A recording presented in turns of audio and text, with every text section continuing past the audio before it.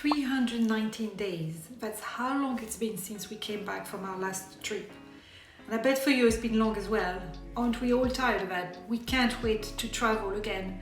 We may still have to wait a bit longer, but in this video I'm going to give you a big resource so that you're really ready for the next 2021 escape. Bonjour, I'm Stephanie and I've made it my mission to find the most beautiful boutique hotels that are going to take your breath away for every budget.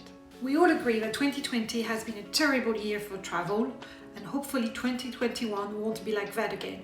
Sure, we have to wait for the borders to open again, and if you're in the UK it may take even longer, but that will happen at some point and we need to be ready for it. So the best resource I have for that is a list of the new hotels that are set to open in 2021. And in that video I'm going to tell you why you should book them and my pick of the best ones. So why should you book new hotels? Surely you're thinking, they're not going to be ready, their service must be terrible, maybe there will still be some building works going on. Well, let me tell you why I think it's actually a really, really good idea. First of all, new hotels always have opening rates. So that's your opportunity to discover a nice boutique luxury escape at a reduced price. And I suppose that with the problems that they had last year, they're gonna probably even be more generous with their discounts. So worth checking out. I actually really like going to new hotels because that's my third reason. I feel like I'm part of a privileged few that found it before everyone else, and I can really experience it on my own without too many people and really feel exclusive. The other reason why it's great to go to a new hotel is that actually they are really going to try their hardest to provide a good service. Sure, there may be a little bit of training and hiccups, but overall they're going to be so keen to welcome people and to make a good impression that it should be quite a stellar service. And then the last reason, which maybe is a more important one, is that you support the industry that way. The hospitality industry has had a terrible year and they need to have guests coming back as soon as possible to support them, to really get the business going or get the business to survive. So I really encourage you to look at that. So throughout the year, I look at a lot of resources, magazines, websites, travel publications, industry publications, Instagram posts, everything. And I start listing all of those hotels that are set to open the next year. And I publish that list at the beginning of the year in January. And you can find that full list in the link in the description below.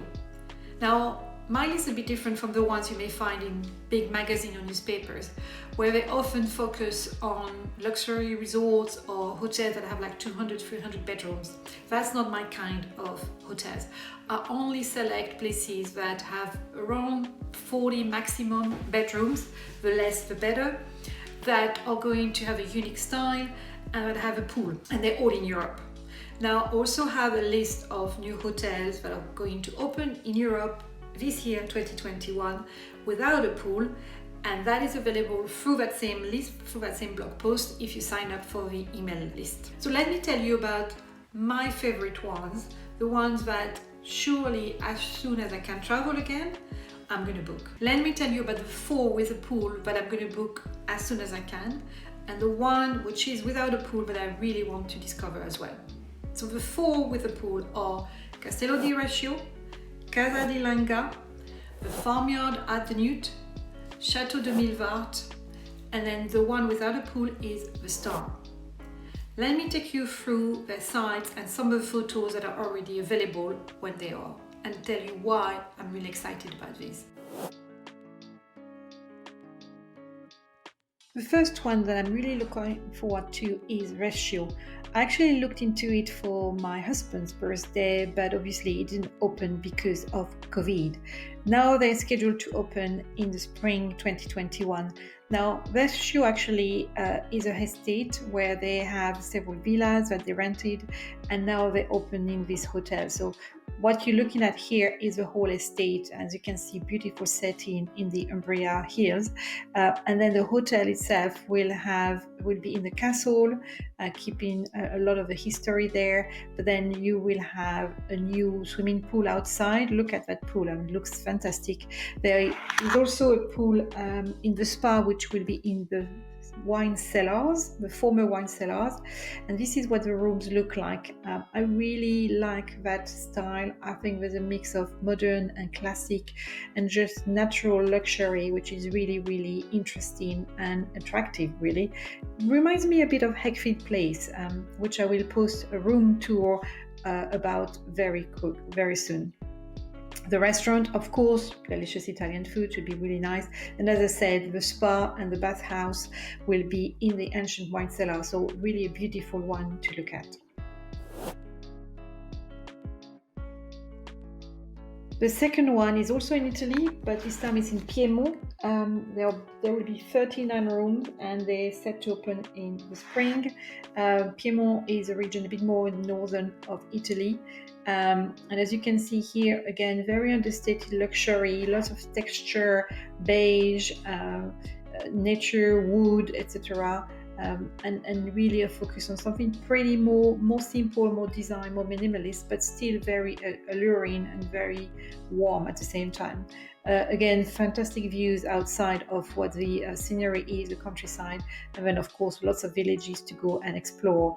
And this is a region of wine, as you can see there. The third one is the Farmyard at the Newt. So we stayed at the Newt before, and there's actually a video that you can watch of the tour of the room up there. They are about to open the Farmyard at the Newt, which is a bit further in their gardens. We actually saw it when we were there. We had a bit of a tour of the building site.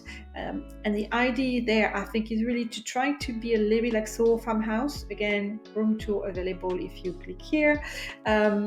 And it's going to be more geared towards families though. So 17 rooms are planned, a lot of them with self-catering facilities, so that if you have younger children, then you can make your own food, which is a good thing because actually the Newt itself is not really geared towards young children, especially because you can't have them over for dinner.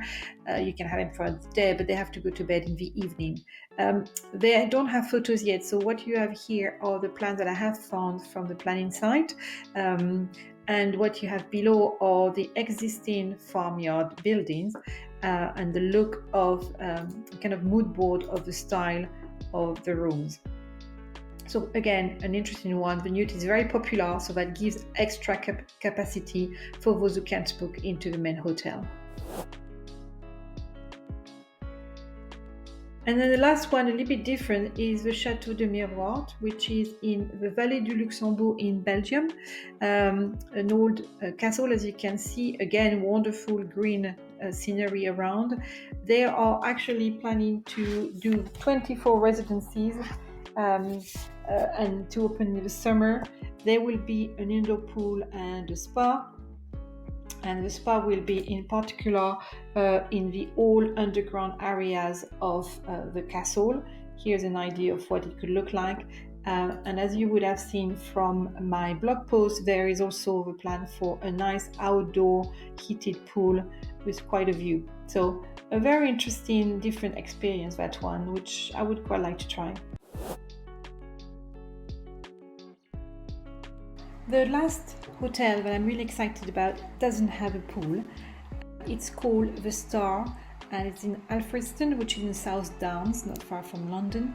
And the reason why I'm excited about it is because it's the new hotel by the Polizzi family, and they own our favorite hotel in the UK, Hotel Endsleigh, which you can see a video of up there. It's an old inn, but they're restoring. They don't have a full website yet.